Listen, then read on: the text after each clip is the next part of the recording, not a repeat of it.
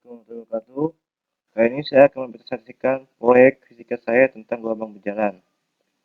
Perkenalkan, saya Muhammad Fikri Al-Ghazali di kelas 11 MIPA 1.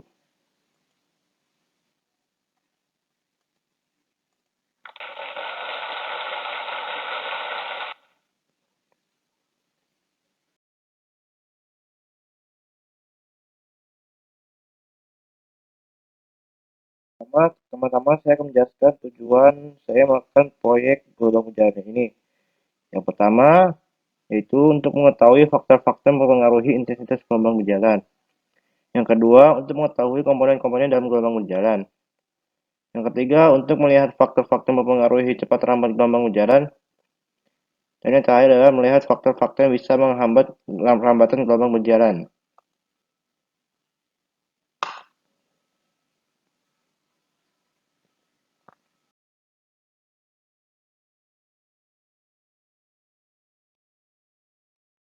Dasar teori materi dari gelombang berjalan ini yang pertama itu dari jenis gelombang itu sendiri yang dibagi ke dalam tiga jenis. Yang pertama dikelompokkan berdasarkan arah getarannya, itu ada gelombang transversal dan gelombang longitudinal.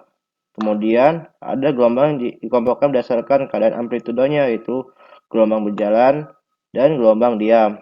Dan yang terakhir adalah gelombang yang dikelompokkan berdasarkan perambatannya, yaitu ada gelombang mekanik dan gelombang elektromagnetik.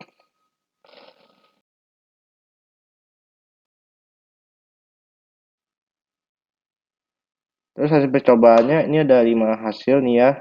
1, 2, 3, 4, 5.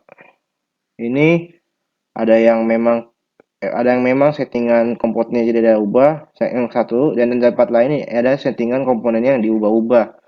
Ada yang frekuensinya tinggi, ada yang amplitudenya tinggi, ada yang tekanannya tinggi, dan ada yang hambatannya tinggi. Oke.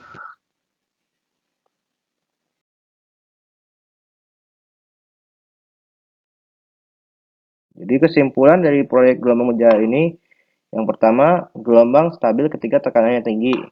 Yang kedua, gelombang labil ketika banyak hambatan. Yang ketiga, gelombang cepat lambat ketika frekuensinya tinggi. Dan yang terakhir, gelombang lambat terlambat ketika amplitudenya tinggi.